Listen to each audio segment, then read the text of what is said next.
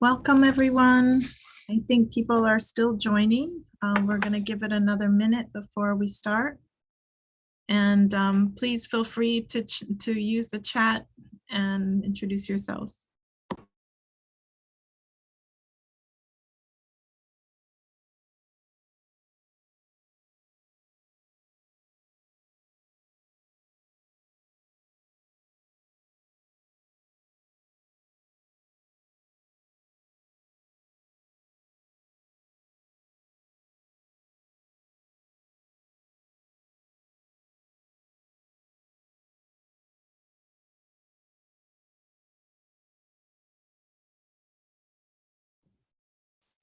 Hello, everyone. Welcome. We are here together for the second session of the briefing. I'm not sure how many of you were here for the first one. I don't know if you want to put some emojis up and let us know if you were already with us the first part, but this is the second briefing with the Office of the High Commissioner of Human Rights. We're so honored to be working with them, collaborating on this training. And of course, we would love like a whole day for this, but it's being condensed into hours. So you can imagine the amount of information you're going to receive. And please don't worry, we are recording these and we will share it together with the presentations that you're going to see today, so that you can review it and share it with your networks afterwards. But as I said this morning, we appreciate this opportunity since actually 2 years ago, right as the pandemic was hitting and we didn't hold the CSW that year, we were supposed to have this in person actually, but it would have limited the participation since we had the constraints of the room at the time and we weren't doing virtual meetings so much at that time. So I'm very happy that we're getting such participation now virtually and that they're willing to spend time to share their work with us. So I'm going to hand it over to Lisa. Thank you very much.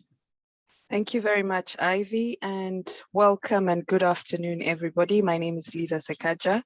I work with the Office of the High Commission for Human Rights and based in Geneva with the National Institutions and Regional Mechanisms section.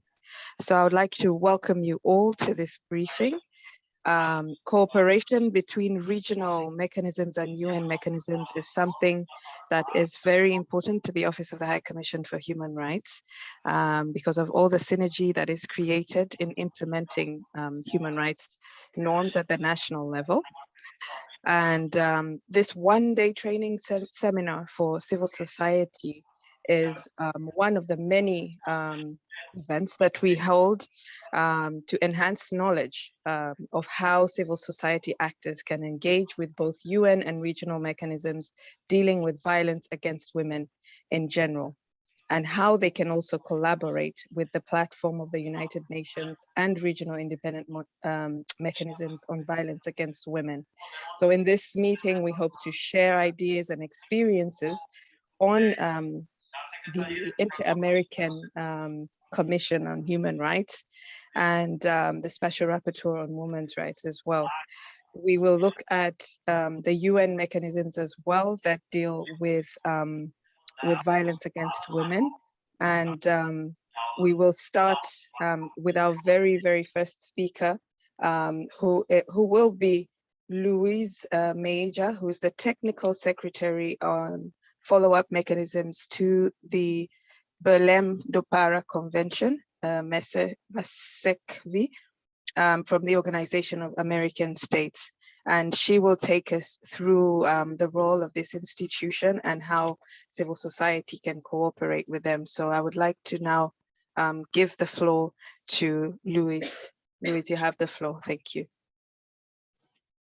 Thank you, Lisa. Thank you so much for the invitation and for the office for the organization of this important meeting with civil society. I think that this is a huge opportunity to continue connecting with the CSW, even though the situation still don't allow us to participate live, but we are trying to work together and hope that we can continue doing so soon.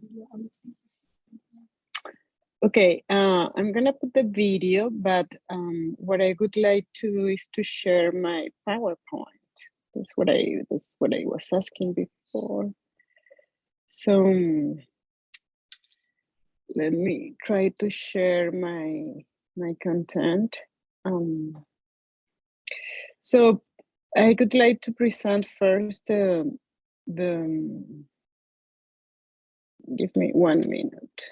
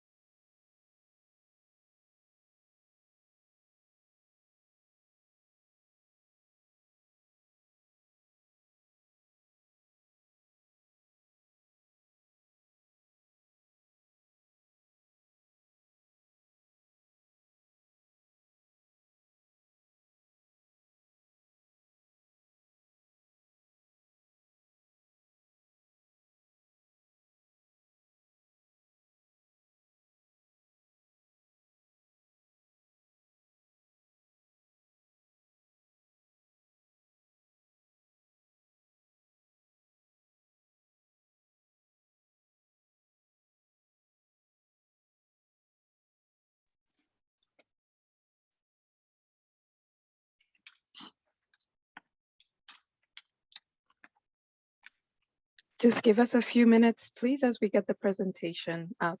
Thank you.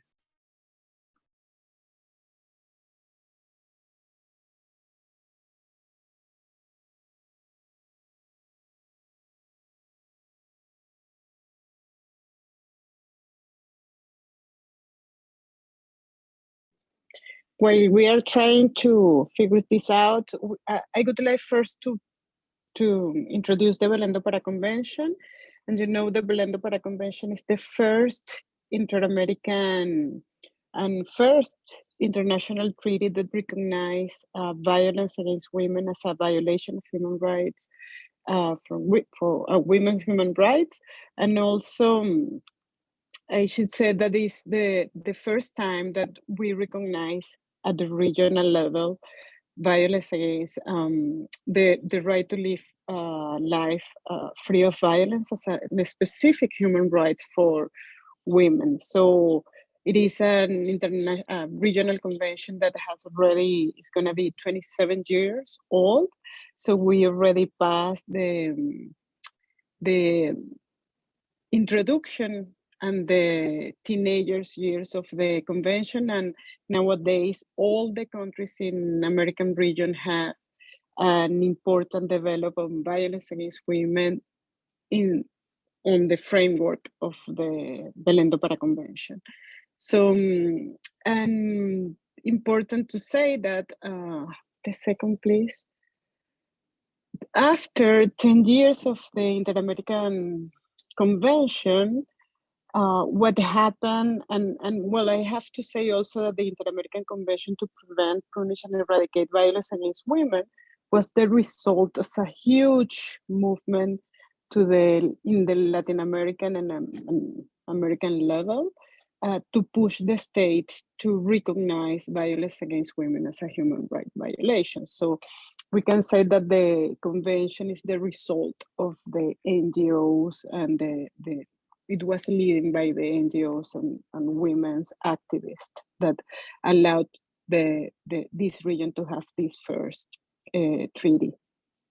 And what I have to say is the first 10 years of the convention, most of the country developed kind of laws related to violence against women in the private sphere. So 10 years later, again, the community, the civil society, the NGOs started to push to say, hey, wait a minute, the convention is more wide. It includes not only violence against women in the private sphere, but also in the public sphere. So we have to develop more tools and mechanisms to guarantee that the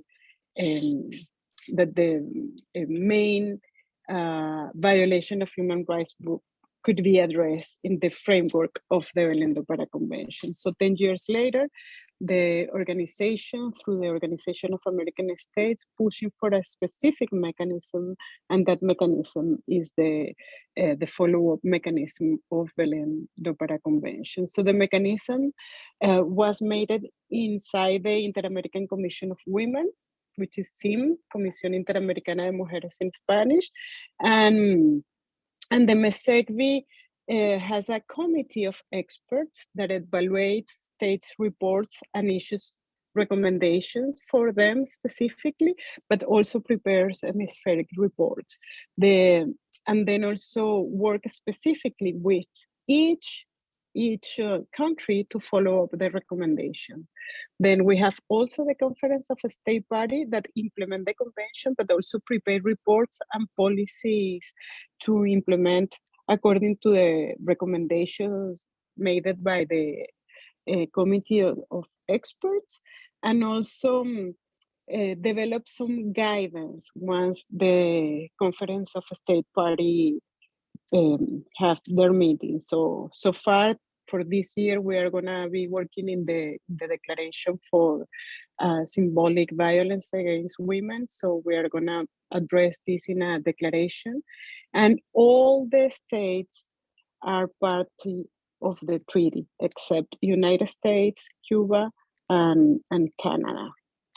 And then there is a big and important part of the mechanism, which is the civil society that participates in the process of implementing the recommendations, but also presents shadow reports to the committee of experts. Civil society is represented in the mechanism through various non-governmental organizations registered in the Organization of American States, and where the mission is to promote, defense, and protect women's rights. Also participates in the MESECVI during the evaluation round, sending information about what is happening in the region or in the state, a specific state, and allow the Sevi committee to analyze the progress or the challenges that the states are having. Also, with the shadow reports to know exactly what is happening, but by the point of view of the NGOs.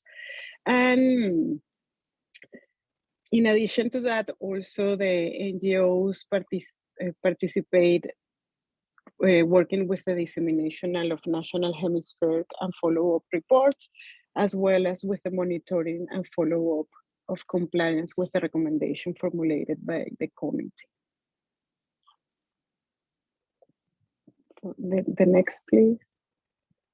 How the MESECVI works. How is this process? So we have these two organisms, the Sevi and the competent national authorities. So the Sevi works specifically with a set of indicators, a set that allow the states to respond what they are doing and how they are doing this process. Now we are working in a specific system to address access to justice in this round that we are going to start this year. And what the Sevi expert does is to work with the response of the states, each indicator, and approve a report that discusses with each state, and then prepare a specific report. But this process is a more comprehensive process because one, we receive all the information from the states, we also receive information from the NGOs and also from the civil society that is registered already in the Organization of American States. With all this information, the committee prepared a report for each state and also a regional or hemispheric report for specific topics. As I said before, this year we're gonna be working in access to justice, reparation, and reparation for women victims of violence against women, for victims and for violence against women. Next, please. Once we have the information, the the report is presented in the Conference of the State Parties, and the states, each state have to implement the recommendation. The recommendation are also followed up by with a new set of indicators that allow the Sevi to work in the process to identify the challenges, but also the information that the organization, the civil society and the NGOs have addressed to. Next, please. There is a gap between the information that we receive and the way that we have to receive it, because the organization doesn't allow all the NGOs to send us information. So the way that we have been trying to open that possibility is not with only the NGOs or civil society organizations that are registered in the Organization of American States, but also with them. So we are trying to open the information about what organizations are registered already in the Organization of American States. We promote the way to get registered also, but also we work with those who are already registered in order that they receive also information from other NGOs or other organizations that are not registered yet. In this regard, we can receive that information in a second level, because it's the way to open the participation of the organizations in Latin America, that most of them are strong organizations, but some of them cannot have the capacity or the possibility to address all the requirements the Organization of American States require to be registered.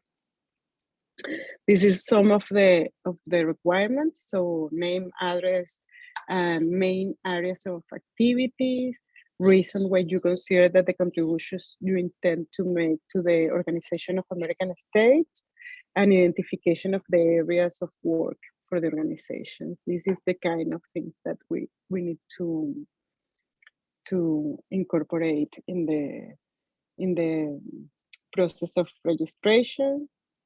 Next, please. And some of these formal requirements that has that I am sharing this information because this is the requirement that the organization asked for, and that's why some organizations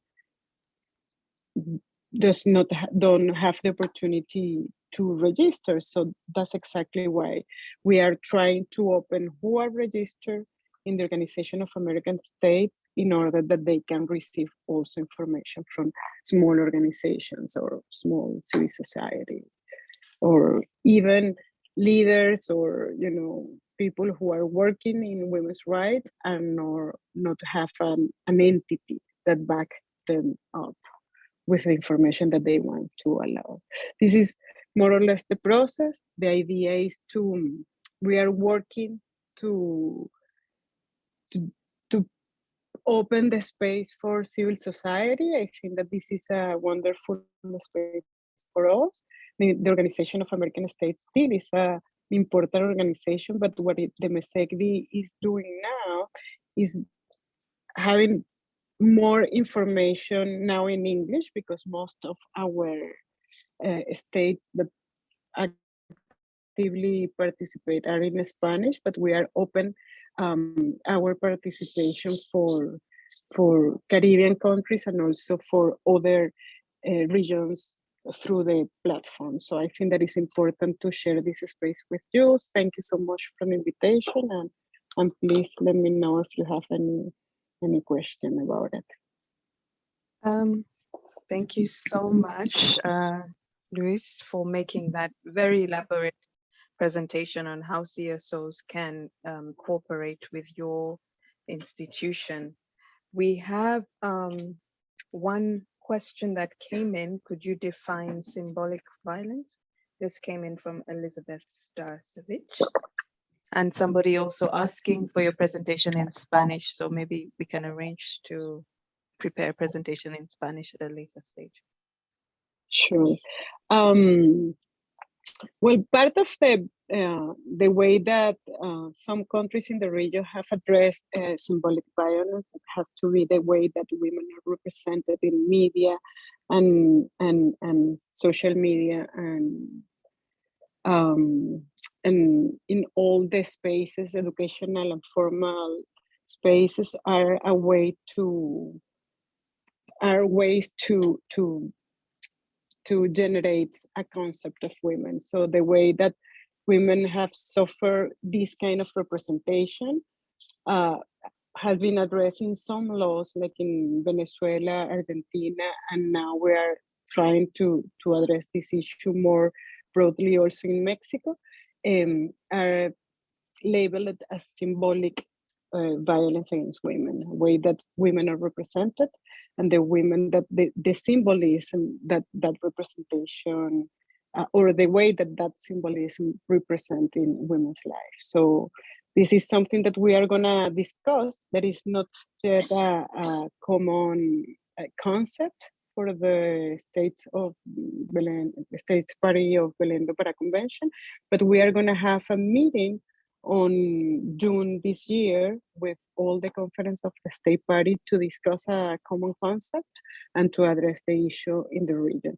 It's totally connected with violence against women online, but also it's not only online, it's also the representation in the media and the way that is using the women's body and women representation in a way that affect their human rights. Thank you very much for your response. I don't see any other questions, so maybe we should just move straight into now the overview of the Inter-American Commission on Human Rights. So if you can just move into that presentation again, you can add questions in the comment box. And we still have Luis with us, so she would be able to take those as they come in.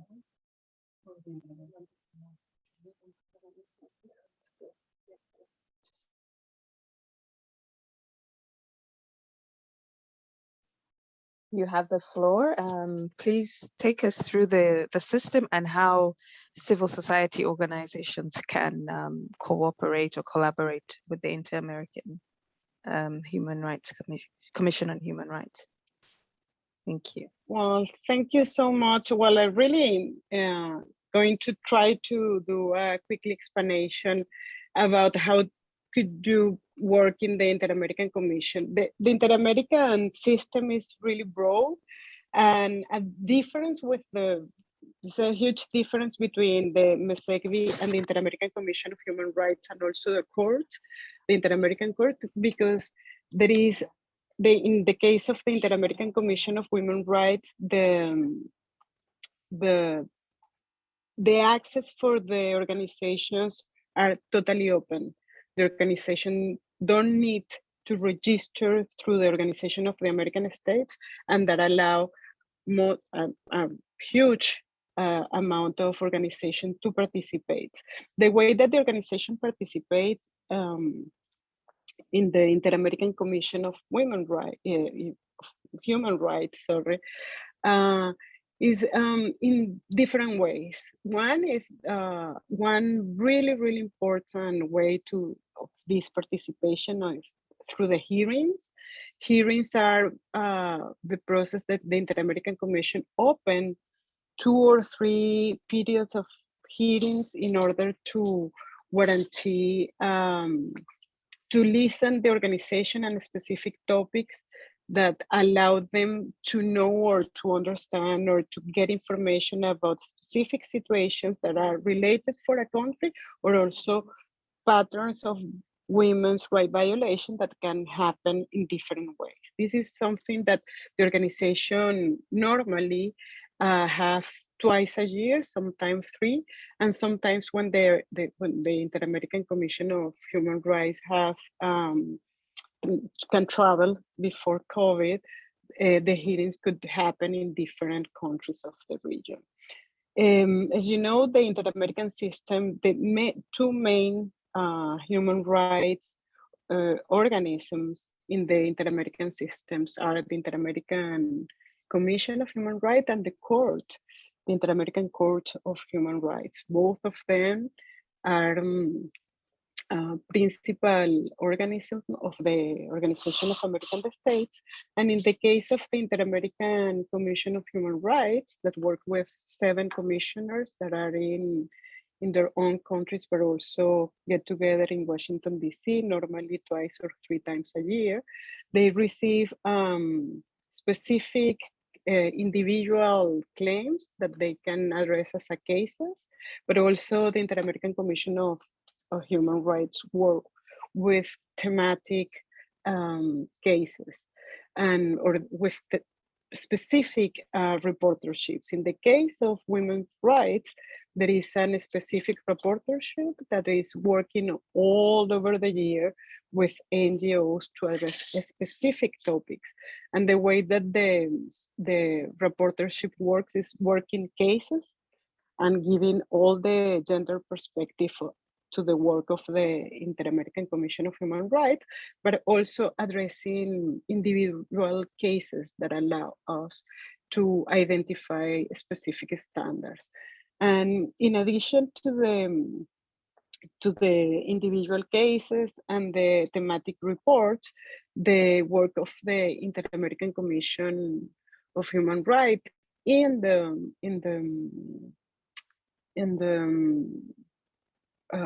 work of the reportership is going through the states and working with the states in public policy. So many times when everybody was traveling, part of the work that was made and also by the reportership was having meetings in different countries with the organization in order to get information, or working also promoting the Inter-American Convention, Belém do Pará Convention, but also the ways that the organization can address violence against women or any case of discrimination that are covered by the Inter-American Convention of Human Rights or the Belém do Pará Convention specifically.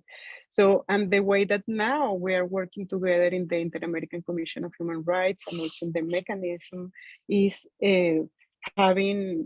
working together specific topics that we have to address in different ways, in thematic reports, also but participating in the platform of independent mechanisms, addressing things like today we were working in violence against women online, and we have been working also together in trafficking of women, or things that are for us specifically relevant that are happening in a specific country, like visitas in loco, or how can I say visitas in loco, like on-site visits, in order to address a specific situation.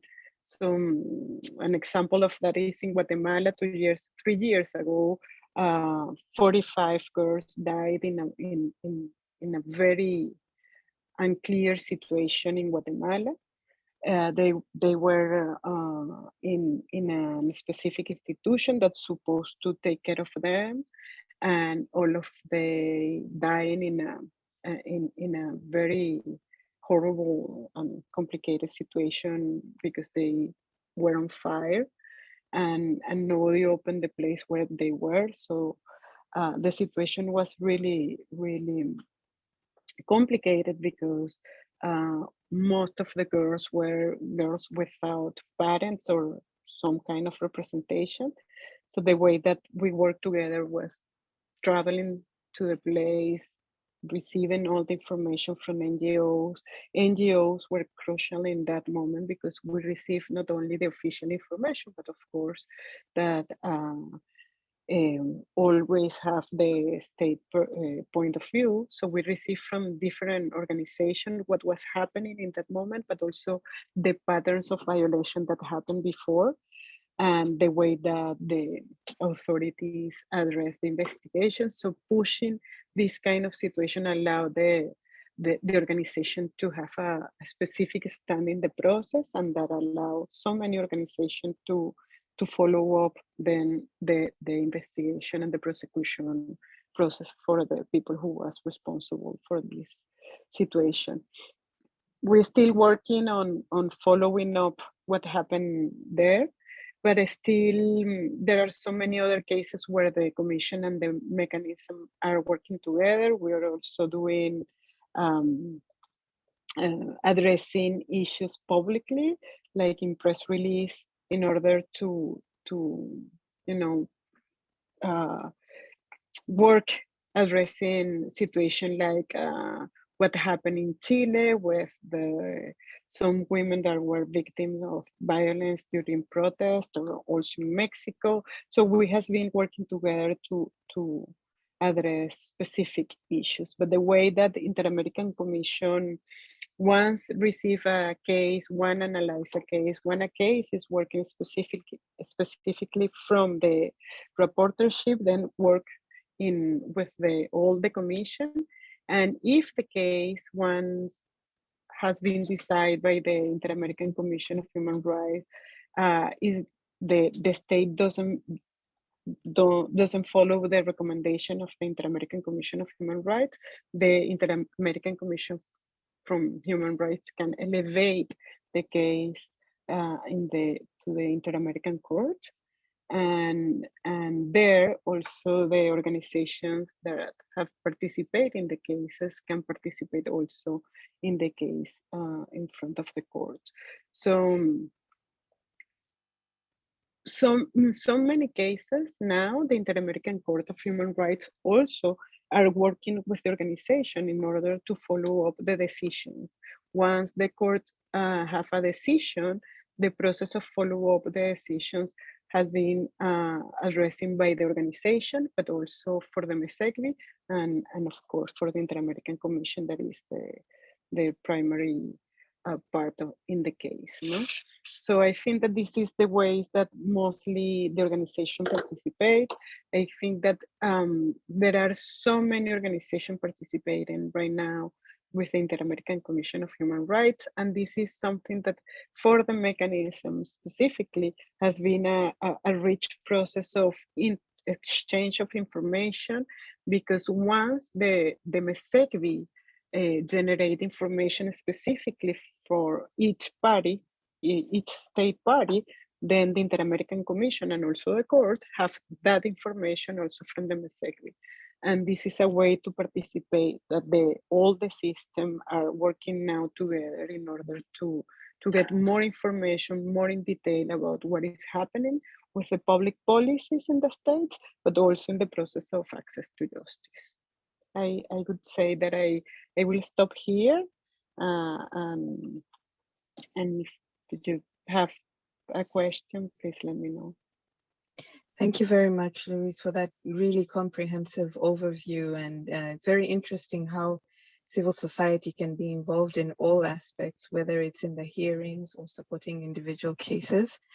I see there's a comment, it's not a question, which says this can be a great contribution to timely and effective support for the cases that are presented to the court. This is from Marta Benavides, El Salvador.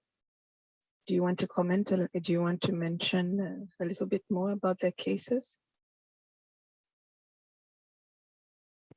Sure, I think that part of what the MESECVI is doing right now with the court is giving to the court the access to all that information, because as you said, an international court, in the case of the Inter-American Court of Human Rights, they need not only to understand the specific case, because in order to guarantee no repetition measures, we have to address the context. We have to address the patterns of violation. And when we can evaluate the public policy and the gap between the law, because at this point, all the region in Latin America, but also Caribbean, Anglo-Caribbean countries, all of the states that are a party of Belém do Pará Convention, all of them have a specific law to address violence against women. Caribbean, Anglo-Caribbean countries are different because most of the laws are neutral laws, except for the laws related to sexual violence. However, the patterns and the situation are more related with the lack of public policies to address violence against women. Even though we have laws, the gap between the law and the life of women are huge. And when we can see with the indicator why is that happening, why this, how is this gap, where is the gap happening, how is the budget for women public policies, where are the organization and the institution, how is the training of the judges and the agencies that are working on addressing violence against women, we can identify where are the main challenges. And once we have that identification, when the court or even the Inter-American Commission of Human Rights is analyzing a case, they can see that that situation does not happen because of only the person and because of only the women, but because there is a pattern. There is a situation that should be addressed in order to guarantee no repetition. And this is the way that we are working to guarantee this exchange of information that allow the states not only to know what are their main challenges, but also to address new public policies or new ways to change their public policies or develop better mechanisms to strengthen their capacity to respond to violence against women. Mm-hmm. Thank you very much for that response. Are there any other questions? I see one has just come in from Ashwani. We are in the process of drafting a treaty on violence against women in Africa. Can you please advise on the lessons learned for the same? Maybe you can share some lessons learned so that we can have some regional sharing lessons learned. Thank you. Sure, thank you so much for the question. The experience of the Belém do Pará Convention already, the Belém do Pará Convention already have 27 years. It's gonna be this year in June. What we have discovered is over these years, the big change has been once we started to address with a mechanism where was the problem in the implementation. Part of, as I said before in my presentation of the mechanism, during the first 10 years, the states understood violence against women as a family violence or domestic violence. And that interpretation covered all the public policy. So sexual violations or other kind of violence against women weren't addressed by the state's party, even though the convention is clear about it. And this is something that we can see also in Maputo Protocol. That is a huge, great convention, but most of the information about or the implementation of Maputo Protocol still is a challenge from most of the states. So an organism that allowed to go with the states, with experts and also with NGOs, give us the opportunity to identify clearly where is the gap, where is the challenging, why we need to work on this or that, what is the trends of new ways to violate women's human rights. No, today is online violence, but probably tomorrow is going to be now in this part of in this region, trafficking, that always has been a huge way of violence against women, is more and more clear because of the huge migrations that we are having now in this region. So the way to identify where are the main gap, the budget, the way that they are trained, each states are training their agencies and the public servant is a very clear way to address where are the problems, because the law is fundamental, but it's not only what we need to transform a culture. We have to change a way to think about women. We have to change stereotypes in all over the agencies that are supposed to apply the law. But if we don't do that, if we don't identify who are the judges, where they are, where are the public servants that are not complying with the law, if we don't change the education, if we don't change the curricula, and if we don't see the resistance that we can understand when we work with indicators, probably we are going to have a wonderful treaty, but we are not going to have the mechanism to address that the treaty gets really in place in each state party. So nowadays we have wonderful treaties in all over the regions, but the big lesson learned that I think that also is having now GREVIO in Europe with the Istanbul Convention is that the GREVIO allow to the states to understand where is the problem, where is the misinterpretation, where is the action that they have to be taken to advance in the public policies. You know? This is something that I think that could be useful. Thank you so much. There is another question that has come in the chat.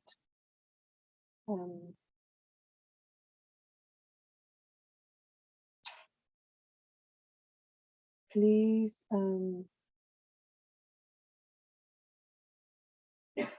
could you tell us more about how NGOs can present shadow reports to the MESECVI? And yes, answer that first, and I'll give you the next question. How NGOs can present shadow reports? Sure. So as I said very quickly, the MESECVI works in rounds of evaluation and then in rounds of follow-up.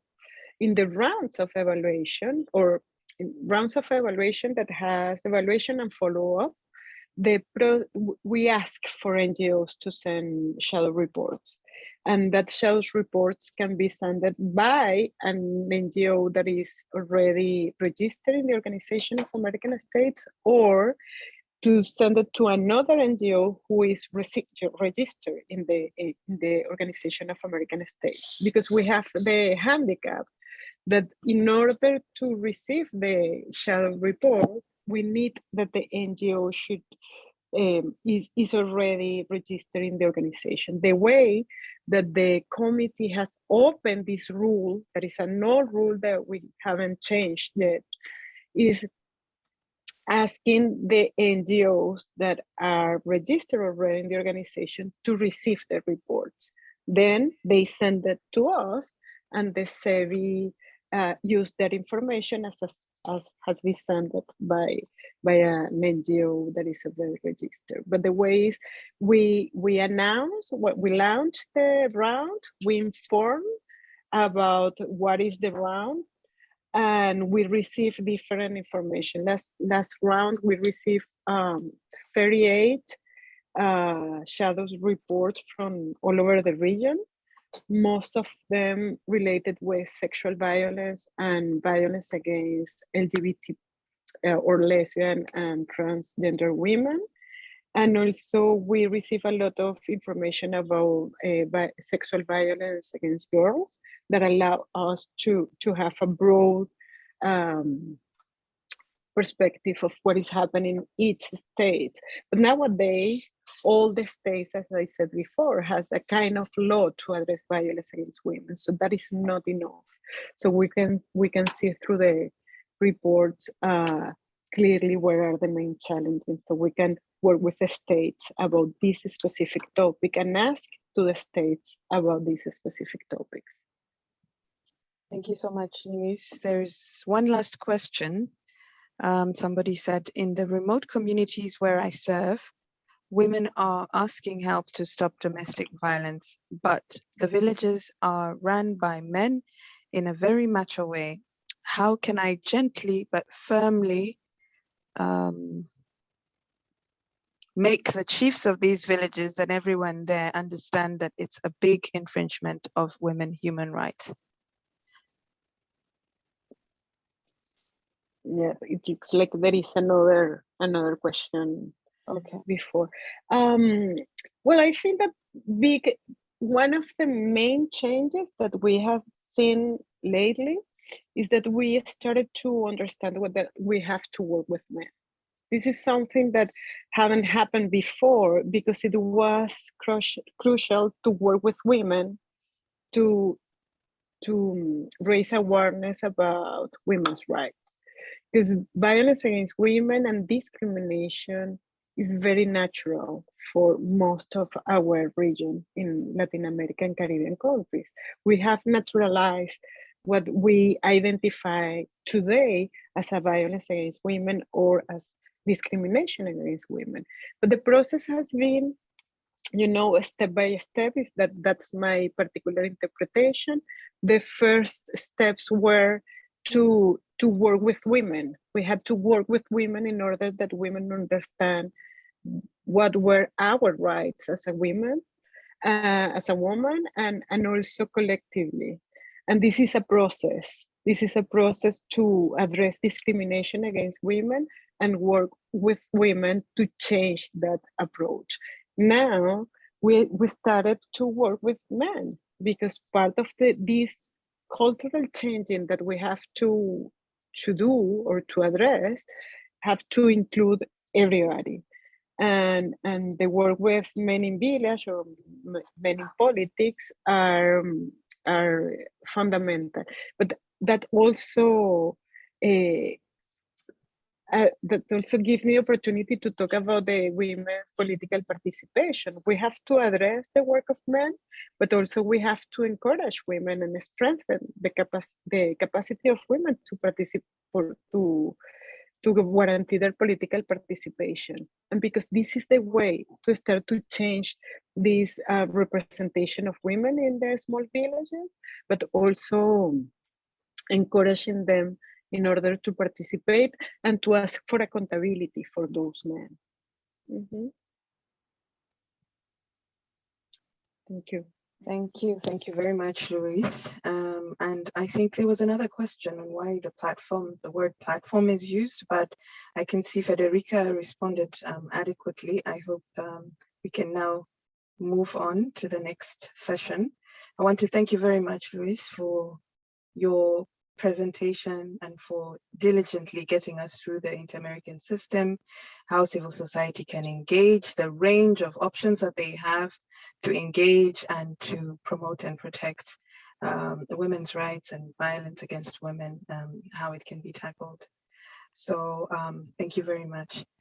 We will now move on to the next segment. We are ahead of time, so this is good. We'll move on to the next segment, which is on the UN human rights mechanisms, including treaty bodies, special procedures, and we will have also have Melissa, who is the working group on discrimination against women chairperson, make a presentation right after my colleagues and I just give a brief overview of the UN system. So I'm going to share my screen since I'm the first speaker, and hopefully we also have the Special Rapporteur on Violence Against Women, who will also speak to us today. So let me start from the beginning. And I'm very conscious that this presentation was already made in the morning, but some of you might not have been awake and have joined us now.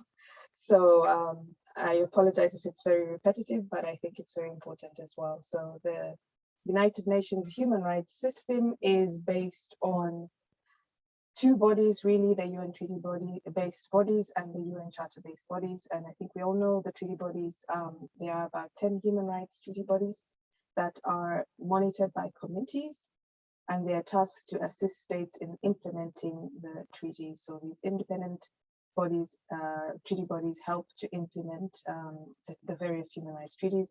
OHCHR is the secretariat for these treaties. The treaty bodies, they're based in Geneva. Then we have the UN charter-based bodies, which are mechanisms established by the Human Rights Council. Here we have the special procedures mandate holders, which we'll speak about in very much detail later on. the complaints procedure of the Human Rights Council, and the universal periodic review mechanism where state parties' reports are reviewed by the UN.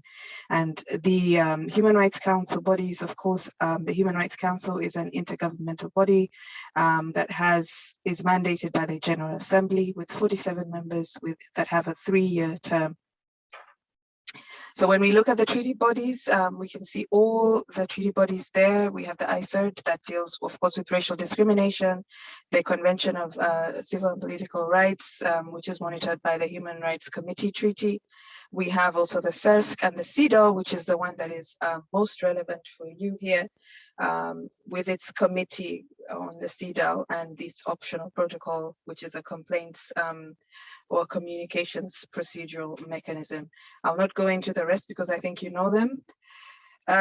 So the optional protocols I mentioned there, each treaty has, not every treaty, but some treaties have optional protocols.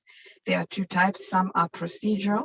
For example, the CEDAW communications procedure that allows for victims to bring complaints on any right of the Convention on Elimination of Discrimination Against Women. There's also the CRPD that has this communications procedure, as well as the CAT and the CERSC. Then there are substantive optional protocols that deal with substantive issues, for example, with regards to the death penalty under the International Convention on Civil and Political Rights. And then we have the CRC that has an optional protocol on the sale of children, child prostitution, and child pornography. So member states that ratify that optional protocol, for example, are required to report on how they have been implementing the provisions of that protocol. So with regards to treaty bodies in general, the reporting procedure, there is a reporting procedure where state parties have to monitor compliance with treaty obligations. And in this particular session, we can imagine the CEDAW, how states have to report on each and every one of the provisions, and how NGOs can, of course, be involved I'll show you on the next slide. But in addition to that, treaty bodies have inquiries where they go and look into patterns of human rights violations that are occurring in a country. And that is normally done by the CAT and the CEDAW. And like I said, communications procedures where individual complaints can be considered. But more importantly, treaty bodies issue general comments and have general days of discussions where they provide normative interpretation or clarification on treaty provisions. For example, the CEDAW issued a general comment on trafficking and also one on Indigenous women. And at this point, they send out a call to NGOs to consult with them, to participate in the sessions or in the meetings that are developing the substance of these general comments to articulate clearly what a specific provision in a treaty says. And you can read about the general comment, for example, on trafficking and Indigenous women on the CEDAW website. So with regards to the reporting cycle of a treaty body, and in this case, could be the CEDAW, states prepare reports that should be submitted to the CEDAW committee. And in the submission of these reports, NGOs can provide information at the national level to states who will have discussions. NGOs can also contribute to the list of issues or questions that are given to a state party prior to the session. So in preparation of the review, the treaty body would have some questions, and NGOs can actually highlight specific provisions that would be important to be considered at their review. And then, of course, during the consideration of the report, we do see a lot of NGOs, civil society coming to pre-sessional meetings, and the treaty bodies will discuss one-on-one with you. And I encourage you, when a country that you're monitoring and a country that you're working with is up for review by the CEDAW, to attend the pre-session. And I know these are online these days as well as in person. Most importantly, when the report is considered, there are concluding observations released, and this is important at the national level that civil society participate in the implementation of these recommendations. Next slide. Oh God. Sorry, my computer is freezing a bit. Okay. So I would like to talk a little bit about the optional protocol to the CEDAW, because this is very important for you as civil society, because a lot of civil society actors have been helping bring communications to the CEDAW. And as of 2020, 114 states ratified this optional protocol, and individual communications have been brought by individuals, by groups of individuals to the CEDAW Secretariat. And of course, there's an admissibility criteria, and usually the committee issues urgent action. The committee also conducts inquiries, like I said, on grave and systematic violations of human rights. Okay, as of 13th of January 2020, there were 150 communications that had been registered with the committee. And the committee did find violations of the convention in 32 cases, and most of these cases related to domestic violence, sexual violence, including an armed conflict, judicial gender stereotyping, trafficking and exploitation of women, prostitution, sexual harassment, and discrimination in employment. But most importantly, 50% of the cases were on violence against women. So this is a very important procedure for civil society to take, to be cognizant of. And then, of course, we have the Human Rights Council. I think you are all aware that the council sits possibly 3 times a year. It was established in 2006 by General Assembly resolution. And the main aim of the council, remember, it's an intergovernmental body, so it's promoting universal respect and protection of all human rights. It does look into situations of violations of human rights, including gross and systematic violations. And I know the council has met to discuss Ukraine, Ethiopia, and different countries. So it's very important for civil society to be aware of these discussions, provide information where possible, because this serves as a dialogue. It serves as a dialogue and forum for discussion of thematic issues. And it also contributes towards prevention of human rights violations, responding to emergencies as, when there are country situations to be discussed. So how can civil society participate? Of course, they separate seating for civil society when the council is in session. You can contribute to thematic reports provided by OHCHR on different issues, and I think also on special rapporteurs, which my colleagues will speak more about. Hold parallel events. Civil society has been holding parallel events at the council. Of course, now with COVID, there hasn't been much, but this is something that you can explore, and it's very easy to do. There's straightforward procedures, and also make oral statements on agenda items. So of course, bringing violence against women from an NGO perspective to the Human Rights Council. Then we have also the UPR, the Universal Periodic Review process. There is a specific email that NGOs can use to submit information, which I have included there. Of course, when a state is under review, OHCHR does prepare a stakeholder report, which is compiled, that has information from civil society actors like you. So it's very, very important to contribute to the stakeholder reports. And in terms of violence against women, add as much information as possible. Information is also taken from national human rights institutions and UN bodies. So this is compiled and made available to the state party that will review it before having a discussion with the state party. So the whole process is similar to the treaty bodies. I'll not go into detail, but it's important for civil society to submit information, be cognizant of which sessions are on, which countries are being reviewed, and when the deadlines are to submit information or to participate in the sessions, and of course, implementing the recommendations that come out. So another thing that I would like to just emphasize on, in addition to submitting information, of course, at the national level, dissemination of the UPR outcome is very important.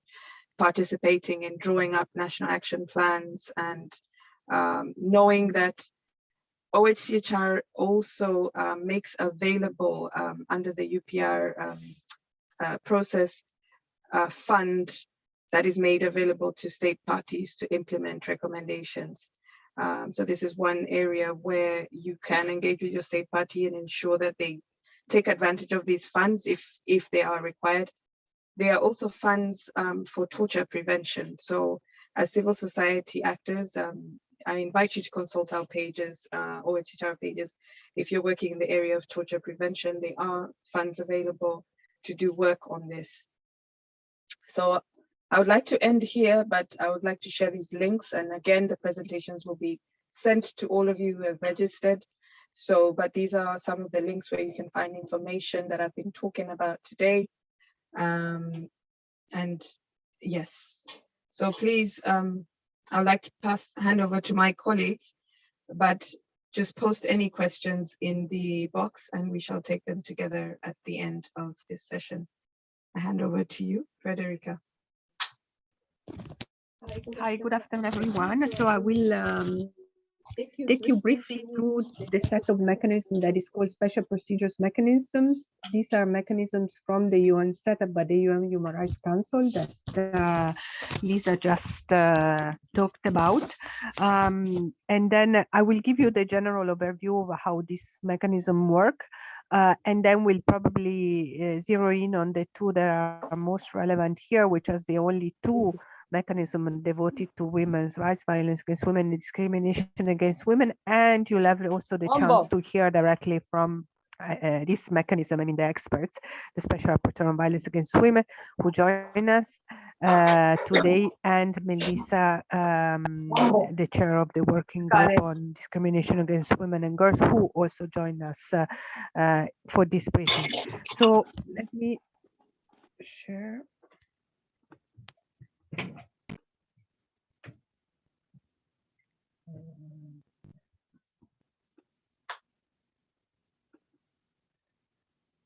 So as you, so the special procedure is basically a generic terms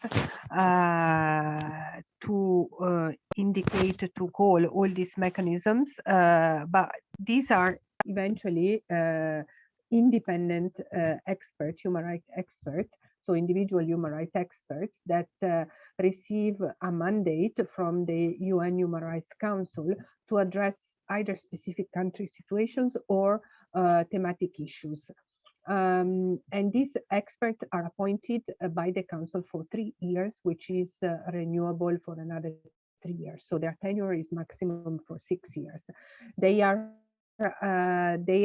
on their own capacity or independent expert capacity. So they are not UN staff. So they are totally independent from the UN. They are not paid to do this job. They do it pro bono. They are also independent from any other government organization or any other non-governmental organization. And they are appointed, nominated on the basis of their expertise, human rights expertise or thematic expertise, exactly. Because they are not paid by the UN to do this job, they have their own daily jobs, and so they remain based in their places of residence or work. And then on top of their regular job, they also carry out this mandate for the UN.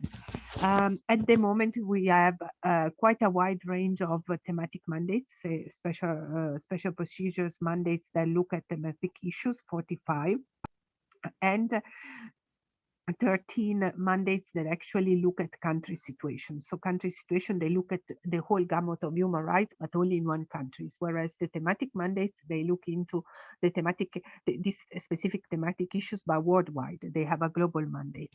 And as I said, the term special procedures mechanism is a generic term, but then you will hear them called as special rapporteur, like the Special Rapporteur on Violence Against Women, or independent expert, or some of them are actually called working group, because it's not one expert only, but it's 5 experts that work collegially together on a thematic issues.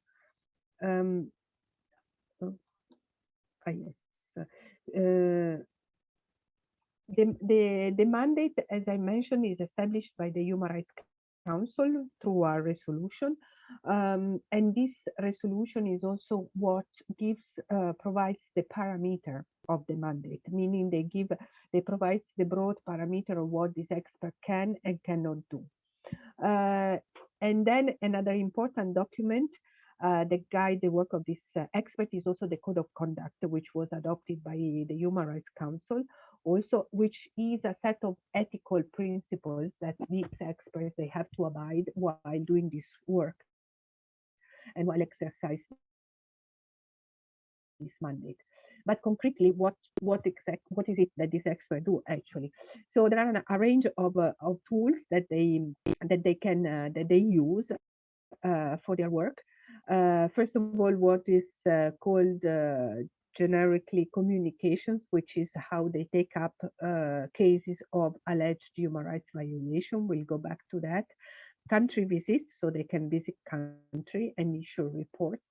They do, obviously, because they are thematic mandates, they do a lot of thematic work, thematic research, development also of standards or clarification or interpretation of certain standards.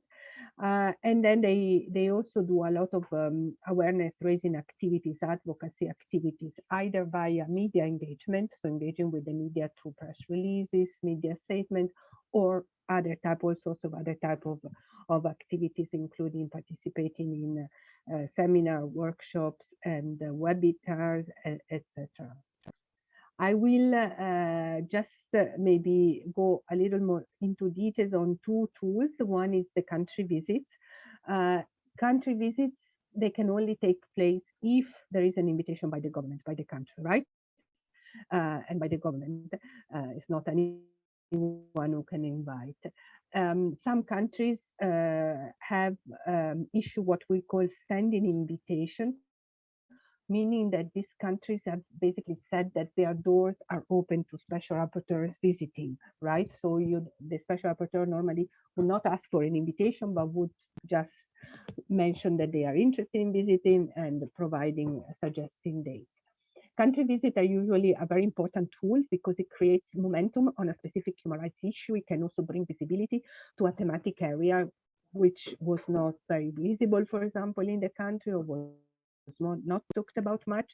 The country also benefits from the expertise of the mandate holders, because obviously the experts, they go and visit different countries, different regions, so they are able to share practices, experiences they've seen operating in other countries and in other regions. So there is this sharing of experience, which also can benefit a country. And then at the end of the country visit, the experts will present an official report to the Human Rights Council. So that is also a very important aspect, because the country situation in that particular thematic area is brought to the international level, and there is a debate about it at the UN Human Rights Council. The communications, as I said, is again a generic terms to basically indicate the way in which special procedures, these experts can take up alleged human rights violations that they receive information on. So it's basically, a communication is actually an exchange of letter, if you want, on allegation of human rights violation or acts of intimidation and reprisal, and in an exchange between the experts and the government concerned. But these letters are not only addressed to the government, they can be addressed to international organizations, non-state actors, including businesses and others. And who can submit that information? Anyone, basically. Anyone can submit information on alleged human rights violation. The victims themselves, their representatives, could be family, lawyers, etc., civil society organization, anyone. So it's very broad. And let's say the beauty of the mechanism is that the sources are never disclosed to the government or to the other organizations. So the special procedures will always protect their sources and never disclose them. And as I mentioned, this letter can actually concern alleged human rights violations of an individual, one person, of more than one person, of alleged human rights violation against a group, against a community. And also this letter can also concern legislation or policies that are not deemed in compliance with international human rights norms or standards. These procedures, as we call it, communication procedures, this exchange of letters, if you wish, is confidential for a limited period of time, meaning the exchange happens between the experts and the government or the other organization or non-state actors, and usually is confidential for a period of 60 days. After this period, the letters that is sent by the expert, and if there is a reply received to this letter, are posted on the website at this link, where you could, it's basically a sort of a searchable platform. You can find all the communications sent to a particular country and all the replies, if there were any replies received to this letter. The only exception to the 60-day period of confidentiality period is actually for the letters that are related to legislation and policies. They only confidential, let's say they are not only for 2 days, 2 working days, 48 hours. This is because this letter concern, first of all, they do not concern any individuals, so there may not be protection or safety concerns, and also because usually these letters are actually issued while there is a debate, a legislative, a policy debate at the country level, and so they need to be, the idea is that they contribute timely to this debate, not 60 days after, because 60 days after the debate is probably over and is concluded. So how can, I mean, I'm going very fast and we can, but you'll hear more about the specifics of the, for example, violence against women mandate and the working group on against discrimination against women and girls mandate. How can NGOs generally can engage with special procedures, generally speaking? When they do through the thematic work of the special procedures, the NGOs can certainly engage, because usually the experts, the special rapporteurs, they issue call for inputs for their thematic reports. So it is encouraged that civil society organizations respond to this call, sending information that they may be aware of, or that they may have, or their own information. In the country visit, civil society contribution is key. First of all, in the preparation of the visit, again, there could be a call for inputs or through other different channels.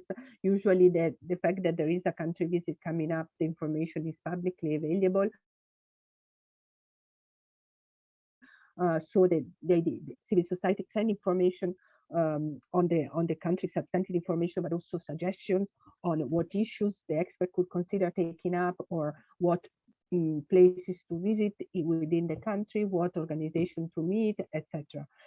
Then usually when the expert is in the country conducting the country visit, there are always spaces for meeting civil society organizations. So it's the spaces can be more than, it's not one space, but it could be more than one spaces, depending on the length of the visit and on the setup of the country.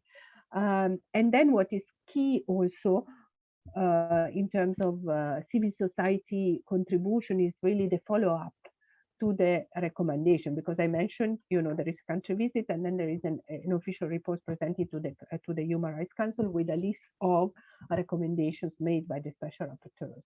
So, and there is when civil society are really key in following up on these recommendations, because you may imagine the rapporteurs have a global mandate, so it's not so easy for them to follow up on every country that they visited, or not so regularly. So information coming from civil society about how the country has implemented or not, and how their recommendation is actually key and very important. And in relation to the communications or the cases, obviously is not only submitting information, that is obviously the special rapporteurs rely a lot on civil society, but also on the follow-up of the case, meaning that even if the case is taken up by the special rapporteurs, civil society's information on the follow-up to the case is crucial, again, because of the constraint of having a global mandate and very difficult to follow up for every expert on every single case. The last slide is about resources where you can find all this information and more. I think that this is an overview. As I said, all special procedures mandates, the 45 thematic mandates that I mentioned to you, actually work in this way.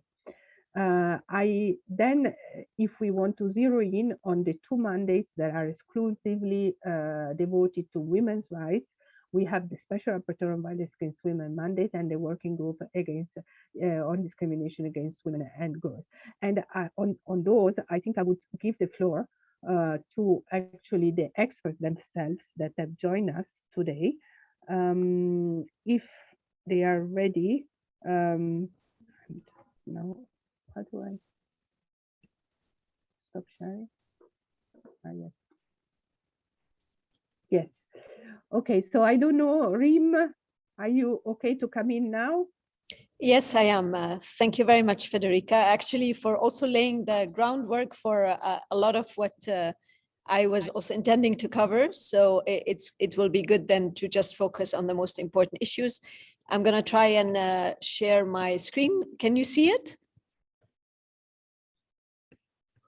Yes, we can. Please go ahead. Okay, fantastic. So yeah, it's a pleasure to be with you here today. As you know, I'm a newly appointed special rapporteur, though it doesn't feel that new anymore because these 7 months have been very intense. And maybe just a couple things in general about the mandate. It's actually one of the older mandates that was created in '94 by the Human Rights Commission. And it's quite ambitious when you look at the resolutions that established the mandate and that have been renewing the mandate. It's, as Federica said, a global mandate. I'm supposed to seek information about gender-based violence. I'm supposed to participate and support the construction of recommendations around. Sorry, let me interrupt you. Yeah. We cannot see your presentation. Are you, could you just try and share your screen again? Okay, sorry, just let me. I'm sorry about that. I'm not the most tech savvy person. Is it now? Voila, yes, thank you very much. So recommend measures to prevent and respond to gender-based violence, and in doing so work very closely with basically the relevant stakeholders, which in addition obviously to states, regional organizations, you have other colleagues, the special procedures, you have treaty bodies, you have UN agencies, and as I always like to say, the task of preventing and ending gender-based violence is actually too big for one entity or one stakeholder, and it's really important that we join forces.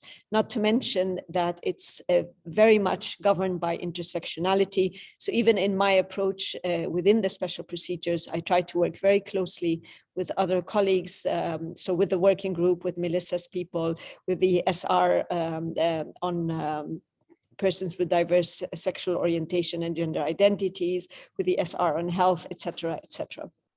As Federica already talked about a lot of things, I wanted to maybe just say that given that the mandate is global and the team is very small and capacity is limited, I'm trying in my approach to the issues that I work on, and particularly with communications, to be not so selective, but to the extent possible when I can, is to actually communicate around issues that are representative or around cases that are representative of larger issues. So it could be issues that are emerging or let's say haven't been addressed so much in the past by the mandate, but are clearly becoming much more of an issue.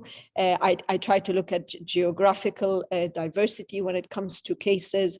obviously gravity of the situation is taken into consideration, and so on. And that actually means that I won't be able to react or work on every single case or cases that comes across my desk.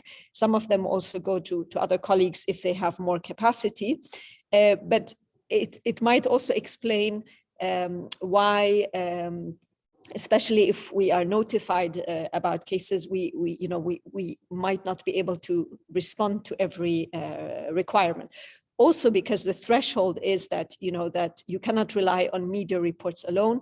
So you have to get information from credible information to the extent that it's possible to determine that credibility. And that's actually where I think also the work with human rights commissions, national human rights commissions, national human rights defenders, civil society, victim organizations is important, because obviously they're on the ground, they have access to that information. And there are regions, I must confess, where we get a lot from, or my mandate gets a lot from, probably because there is a historic relationship. And there are regions where I don't hear anything at all. And there are many factors, of course, that explain that we all know. But it's just to say that I would really like to expand and really cultivate a relationship with civil society. And the better the information that comes to the mandate, the better processed it is, the better detailed, the better adequate it is, the faster, of course, then the mandate can intervene and can decide to take it up or not. And I just want to mention very quickly a recent op-ed I issued on the UK. And I mention it as an example of the kind of work that we can come together on. There was an NGO that actually approached me in order to express myself publicly on some of the on the changes that are being made and recommendations that are being made on the border and nationality bill, and that had to do with the way it assessed, the UK assessed claims by refugees, victims of trafficking, because of changes in the definition. So the NGO provided me with a lot of their own analysis. Of course, I reviewed it, added my own, but it allowed us really to come together very quickly, and for me to issue this op-ed together with other special rapporteurs in a timely manner. And then this NGO also used its contacts, its sort of network of politicians and media, etc., to publicize it. And my understanding was that it did have some impact. So this is just an example of the kind of things that we can do together. This is information that I think you can look at yourself. Just to say that when it comes to my own priorities, I actually conducted a number of rapid consultations with a number of actors, including civil society, in the first few months upon my arrival, because I wanted to identify the key thematic issues I was going to report on to the Council and also to the General Assembly during my 3-year mandate. I will go over them shortly. But also, in addition to these, there were a number of initiatives my predecessor had undertaken on issues that continue to be important, obviously, for the mandate. And so I continued to work on them. And that's especially the Femicide Watch initiative that she had set up. So on the 25th of November, we asked for input basically from states, from other stakeholders on the situation of femicide and efforts that are being made to collect better data, but also to prevent femicide, to support victims, to improve accountability, etc. So that is ongoing. And then the mandate had also set up something called the EDVAW Platform. I will spare you the full name, but it's basically a platform that brings together regional human rights mechanisms, independent regional human rights mechanisms, and we try to coordinate together on key issues around violence against women and gender-based violence, and so that we can leverage each other's basically voices and mandates, and also speak in a coherent and synchronized manner. When it comes to the thematic priorities that I have identified, this year, actually, my first report to the Human Rights Council is going to be on violence against Indigenous women and girls. And the main reason I decided to do this is also to complement, as we heard, what CEDAW is doing in terms of generating recommendations, general recommendations on Indigenous women and girls. So I wanted this to go in tandem and sort of to complement what they are doing and sort of be more comprehensive about it. And then I will also this year report to the General Assembly on the relationship between violence against women in the context of the climate crisis, disaster risk mitigation and response, and also environmental degradation, knowing fully that, of course, data is challenging, but we have to start somewhere. Given that I'm trying to also report on issues that have not been, let's say, explored by the mandate and that I feel require more attention, I do want to put out also a piece around the issue of statelessness, the situation of statelessness, and how it relates to violence against women.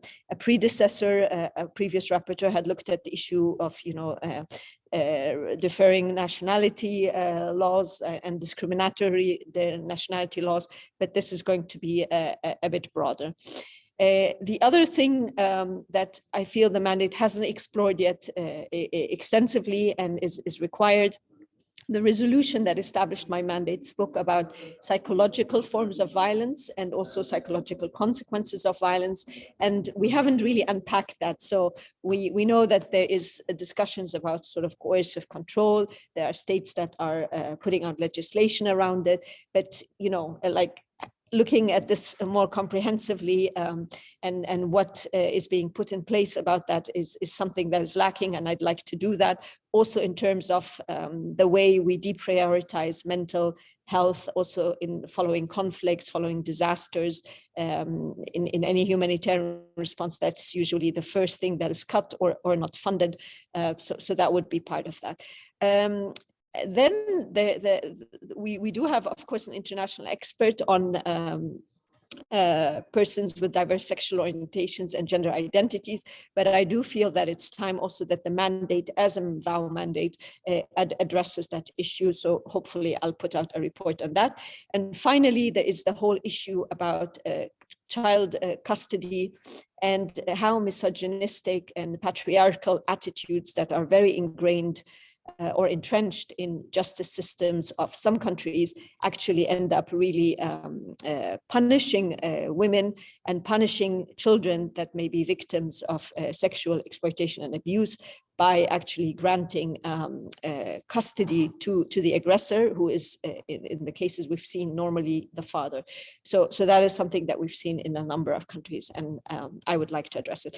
As a final comment, I would like to also highlight that, or stress what Federica said, that it would be really good that we think beyond sort of communications to look at a strategic engagement with civil society, how we can use the reports, for example, of visits. How can we, once the rapporteur has spoken or written on a situation or engaged the government or a non-state actor, how can we then leverage the voice of the rapporteur on advocacy issues? So how can we construct this together? Please come with suggestions for that. I'm very open to hearing from you on how we can best go about that. And apologies, I know I took a bit more time, but I'm happy also to answer any questions once, of course, Melissa has had the floor as well.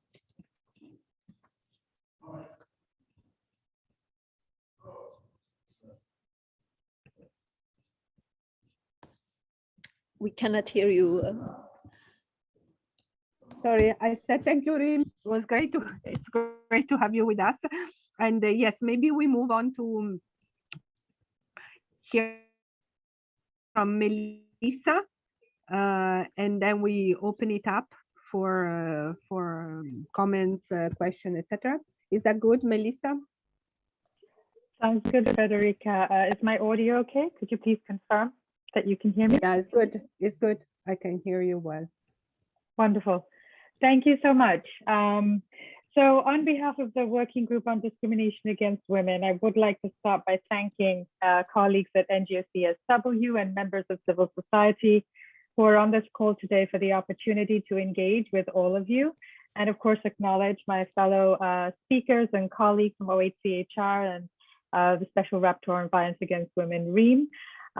This is something that we had hoped to do back in 2020. I think a number of people have mentioned this already, but I do want to emphasize that it's something that we've really been looking forward to, but the pandemic interrupted our plans. So today is a very special day for all of us here, and it's good to be here today in direct dialogue with all of you.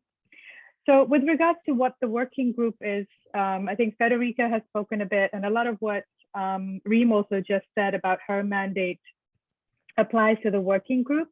But at the same time, I just want to reiterate that, yes, it is indeed an independent mechanism created by the UN Human Rights Council to work with states and other entities to end discrimination against women and girls.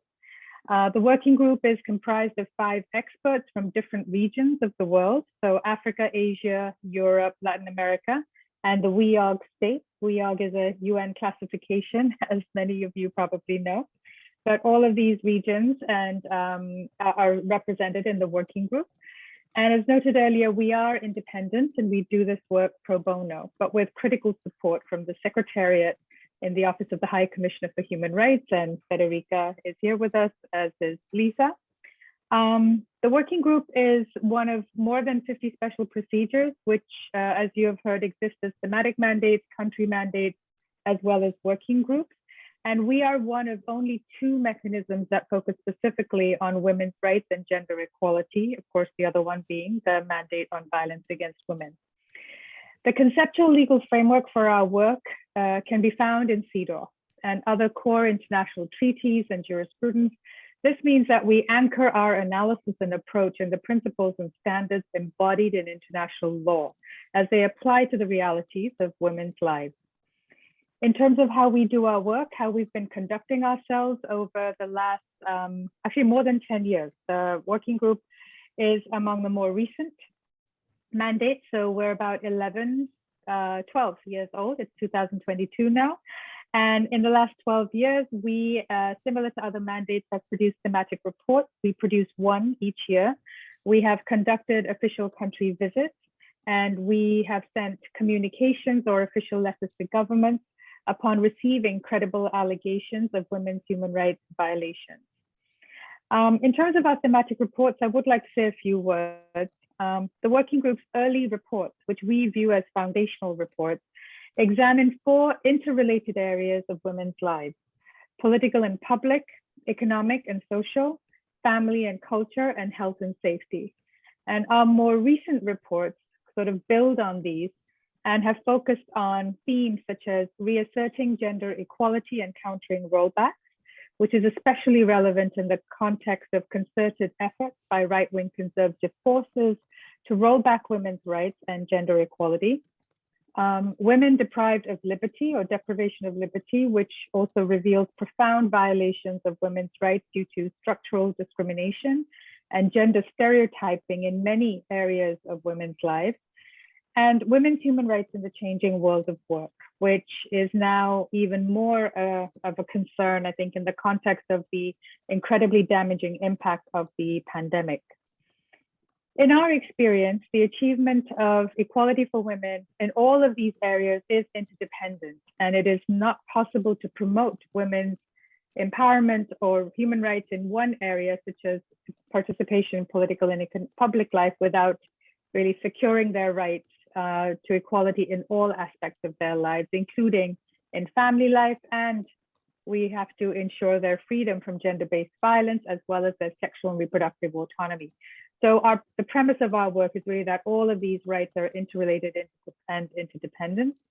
And we have found that many of the obstacles to gender equality that women and girls face are really in the areas of family, culture, and sexual and reproductive rights. And those are the areas in which there has been considerable resistance, backlash, as well as regression. This is why we decided to dedicate our most recent thematic report, which we presented to the Human Rights Council last year, to women's and girls' sexual and reproductive health rights in crisis. It was presented in June, and we can share all of our reports with you. And it's available, all of our reports actually available like other reports in 5 different languages. And this report, as well as the one on women's human rights in the changing world of work, have also been developed into a very user-friendly format online, and can be used as a tool by you. We often use it in our work and in our presentations as well. Our next thematic report will focus on girls and youth participation in political and public life through activism, followed by a report on structural discrimination and poverty in 2023. So our thematic reports to date really do reflect the nature and scope, as well as the many complexities of structural discrimination against women and girls, which occurs in all spheres of their lives, at all stages of their life cycle. And some, as we all know, are more acutely affected than others and left particularly vulnerable to the exacerbated impact of multiple forms of discrimination. Our reports also contain recommendations which offer practical legal and policy solutions that are anchored in international law. And these are communicated to member states and shared with civil society when we present our reports in June of each year and engage in an interactive dialogue with states as well as civil society. In fact, this is how we make member states and others aware about our concerns and recommendations. So aside from reporting to the Human Rights Council, we also report annually to the General Assembly in October. We also do an oral intervention at the Commission on the Status of Women, although a more prominent role has been mandated for special procedures by the Human Rights Council, and this is yet to be achieved. Now, I'd like to say a few words about some of our other key methods of work. We have conducted 18 country visits, and we will do 2 more this year. During these visits, we meet with government officials, civil society, and individuals in their local settings, which is very important as it gives us a first-hand view of the impact of discrimination, as well as the context, and really helps us think about what kinds of solutions would make sense. We have also issued over 600 communications, both individually as well as jointly with other mandates, addressing issues ranging from reprisals against human rights defenders to barriers to sexual and reproductive health services, among many others. The communications, as already noted, are initially confidential and become public either in 60 days or 48 hours, depending on the kind of letter that it is, and they are accessible on OHCHR's website. We also issue position papers on key topics, and we issue public statements with the objective of drawing the attention of member states, UN actors, and others to key issues and to our issues and concerns, as well as the recommendations that we make. We have led and we've been involved in several amicus briefs in courts spanning from South Korea to Nigeria and the United States. We have on numerous occasions been invited to testify in formal hearings in Parliament, as well as other policy settings, to support local law reform efforts. And Argentina and New York are 2 examples that come to mind. We also regularly issue public statements on urgent matters, and we're often quoted by the press on current issues. Oftentimes, we will use a combination of strategies, such as, for example, recently in the case of Afghanistan, we received information about what was happening to women on the ground through many reliable contacts.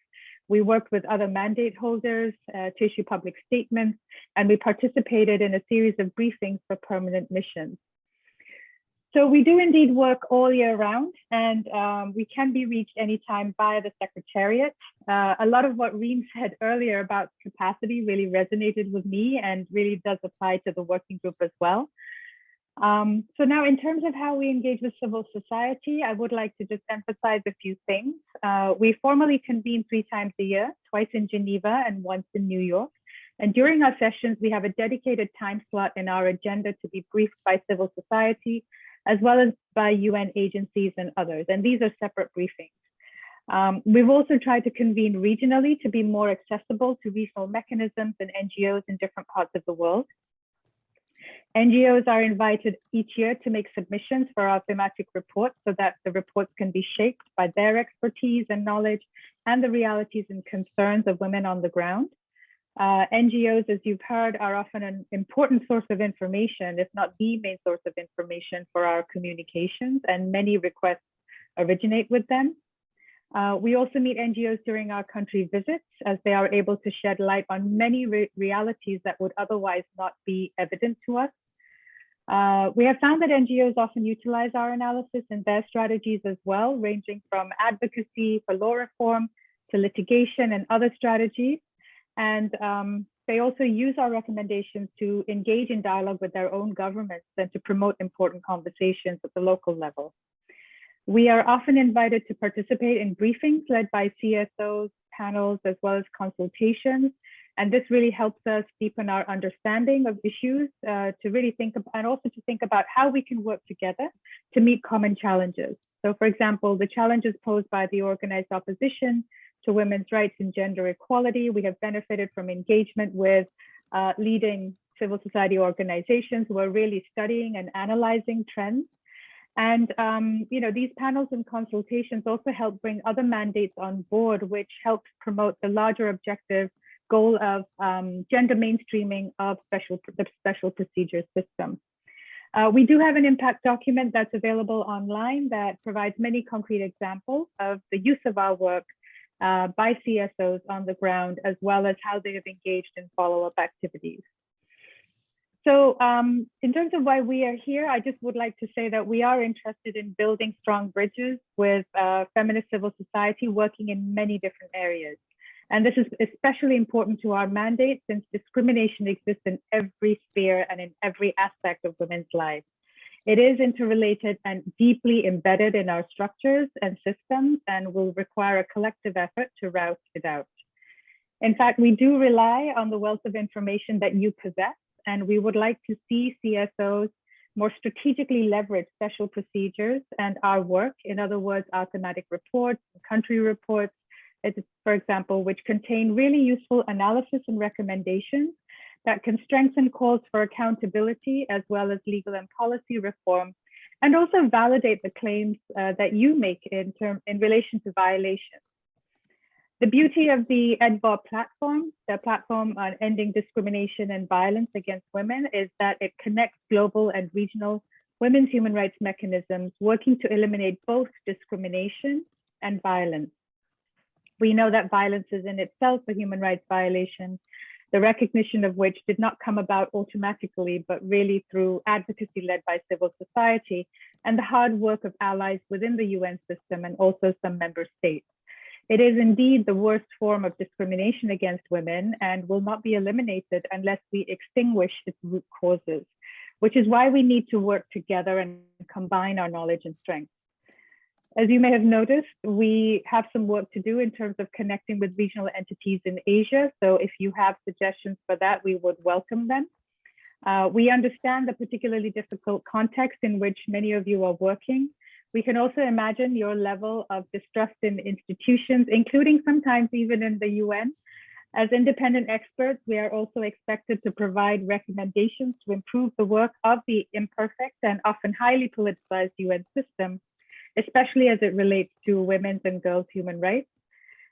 We also find ourselves in challenging situations, and we too sometimes feel a bit disillusioned, but we continue working with the idea of making it more efficient through accountability and to make sure that our collective feminist struggle maintains its rightful place within the UN system. So on that note, I would like to once again thank you for your time, and I'm very happy to take questions if you have any. Thank you. Back to you, Federica. Thank you very much, Melissa. Yes, there have been a few questions popping up in the chat, so let me get them out to you. And I'm not sure who wants some. Carol, she's asking what is the value of the ILO Convention 190 on violence and harassment in the world of work. I believe the working group has already taken position on that.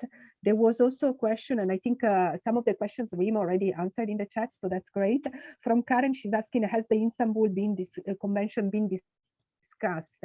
Yeah, Karen, we did actually focus on the European mechanism, a regional mechanism this morning in the morning briefing, because we thought that that's where we would have more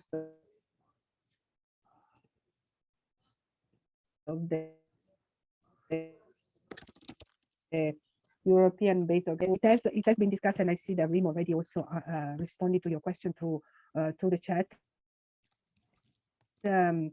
I don't know if Melissa, you want maybe to say a few words on the discussions that were happening this morning around the Istanbul Convention and the outreach of that convention.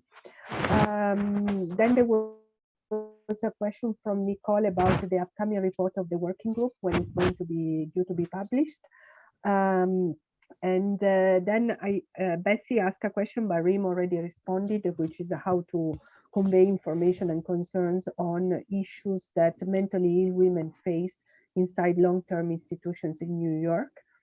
And then one other question is from Mary: how to strengthen these two special procedures mandate? How can this be strengthened? I mean, she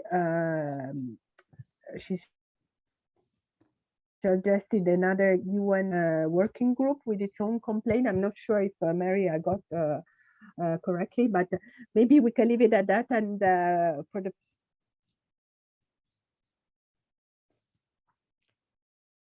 first round, and I collect a few. Shall I go back to Rim? Yeah, actually, I wanted to comment on this interesting question of how the mandate can be strengthened. Well, one thing is we hope that it can be strengthened through resources. So to get adequate staffing and capacity and resources to travel and organize events and just be able to really work on the many different issues that are under this mandate. The other thing, and I said that also this morning, is to realize that even though there are a lot of actors working on violence against women, which is a good thing, and of course many parts of the UN are also strengthening the response, are trying to become more gender responsive and are working with states to do that. My feeling is that we will not be able to find to work on this issue solely from a programmatic and operational perspective. I have a feeling somehow that now there's a sense that everything can be resolved with a project or a program or, money here or money there. And I think what sets the procedures apart, and which is still required, is actually the focus on standards, bringing back the discussion to the human rights centered approach, and not to think that we can just do away with it if we have, let's say, a lot of money or if we have programs, because we have to still know, well, are we meeting the standards that are set by human rights? Are people enjoying the fundamental rights that they're supposed to enjoy or not?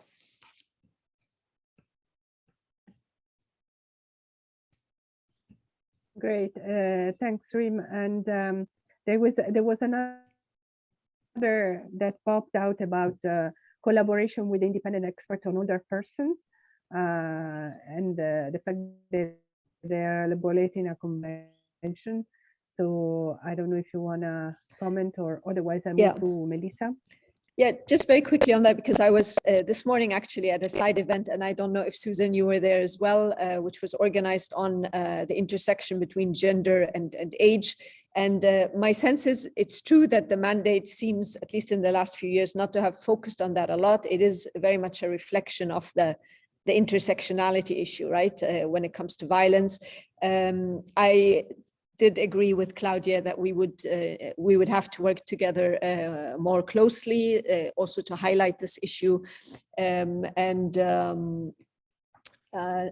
and actually when we send some comments now on the common agenda proposed by the Secretary General, actually one of the points we made was that the issue concerns and reference to older persons, including older women, was completely absent from the strategy. So there will be more work on that. When it comes to the convention itself, I must say that since I haven't really dug my fingers into it yet, I'm not really in a position to answer a question that is that specific. Great, thanks a lot. Melissa, over. Sure. Federica, I wonder if we can close the document on the screen. That way, I think we might be able to see each other. Right now, I feel like you're. Really. I think, Reem, you probably have to click on. Sorry. Sharing. Okay. Yes. Thank you, Reem. Okay, now I feel like there are actually people I'm talking to. But in terms of what I recall from some of the questions that were posed, which I'm in a position to answer, I will say something about ILO C-190, the new international treaty on violence and harassment, which was led by the ILO, adopted a few years ago. This is something that we were indeed very excited to see happen and support as well. You know, as mandates, obviously, the way we function has already been laid out, but we do often have the opportunity to also weigh in on processes like this. So for example, the working group was able to weigh in during the consultative period and also express very strong support for the adoption of a new convention. We were able to participate in the labor conference, especially the one that was right before the actual adoption, to really support its adoption and to encourage states in a very direct way and say, look, this is necessary, this is needed, it needs to happen.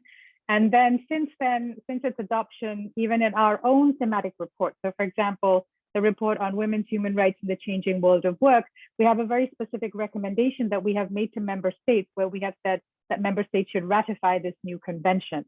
So this is one way in which we also, on a sort of, a continuous basis, were able to weigh in at different stages of a process. So it's something that we welcomed, and we have been, champions of this treaty as well. And we do not miss any opportunity to remind states of the importance of ratification, especially because of its broad definitions of world of work, of workers. And these are definitions that we also apply in our own analysis as well. So that's just in a nutshell, a few words about C-190. I think someone asked when our next report is coming out, the one where we look at girls and young women's participation in political and public life with a focus on activism.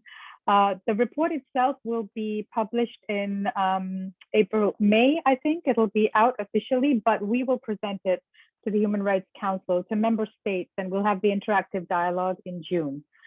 This report builds on a series of consultations that we have held over the last 1 year, where we got to hear directly from many youth activists.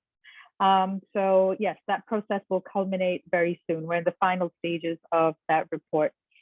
I think with regard to the Istanbul Convention, I can't quite remember the exact question, but I have to say one thing I was struck by, which I think everyone should know, and maybe many of you already know, is that even states outside the Europe region can actually ratify it. And it just, I think maybe that's not evident to everyone, but any member state can actually ratify this convention and apply it. So it's interesting, since this is such an important treaty, I think that is something that we all need to start thinking more about, sort of how to promote and campaign for, especially in light of the withdrawal by Turkey, which I think is a huge regression that has happened in the last year or so. So that was one point I wanted to say about this Istanbul Convention. And then on the rights of older women, yes, there's quite a bit of work happening now, and I think there's even greater momentum because the Special Rapporteur, Claudia, has been leading certain efforts, but the working group has also very systematically since the beginning and all of its reports taken and really emphasized the life cycle approach. And also, if you look at our reports from our country visits, we have often also highlighted the situation of older women. So while on the one hand, you can look to a specific mandate to see what they're doing and try to leverage their work, there are opportunities, I think, in some of these other reports, including by our mandate, where you can utilize the information, our analysis, and also the recommendations that we have already made to member states in relation to older women. So you can find, legal support for your advocacy in all of these different sources. But we are also expecting to work pretty closely with Claudia and share what we already know, while we also support her efforts as a mandate. So back to you, Federica. I think those are the questions that I kind of remembered. Federica, can I just add one last thing? Yeah.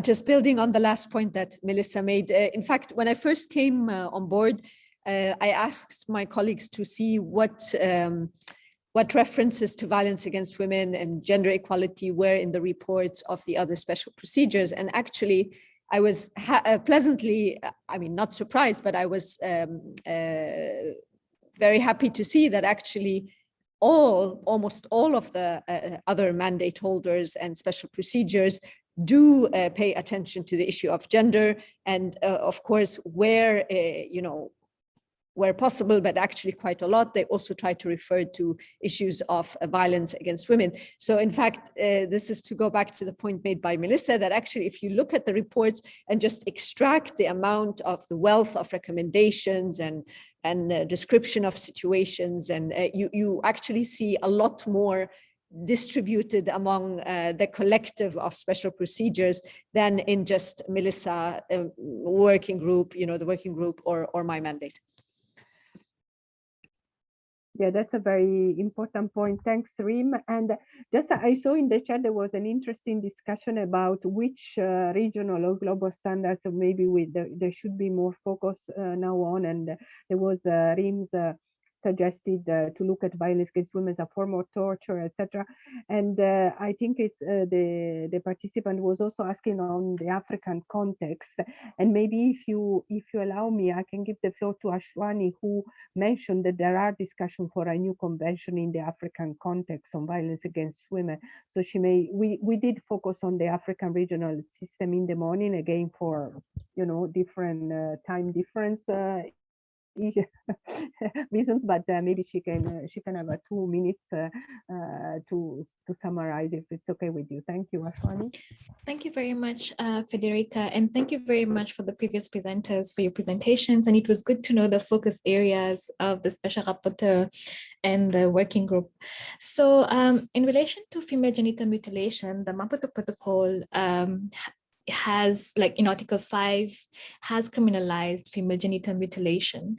And it actually provides that even medical interventions, even so, it's not only female genital mutilation that's done outside hospitals, but even those that are done within hospitals should be criminalized. But then when it formulated it, it did not include it as a violence against women. It just had it under the title of Elimination of Harmful Practices. So I think this was a missed opportunity to really categorize it as a violence against girls and torture. But what's interesting is that since the Maputo Protocol and since its ratification by countries such as the Gambia, they have actually criminalized female genital mutilation, although the implementation of that law is questionable. So at the moment, at the African level, we're discussing a treaty on violence against women and girls, and it's been interesting to hear about the Istanbul Convention and the InterAmerican Convention on violence against women and girls. And I think it would be a good opportunity to clearly, although it is mentioned there, but to present it as violence against women. And we actually have a member of the working group on discrimination and violence against women, who's part of that treaty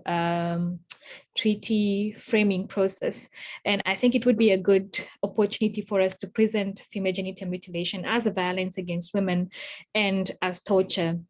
At the UN level, even the general recommendation by the CEDAW Committee on Female Genital Mutilation does not categorize it as torture. So if we could do that at the African level, it could help us in terms of standard settings.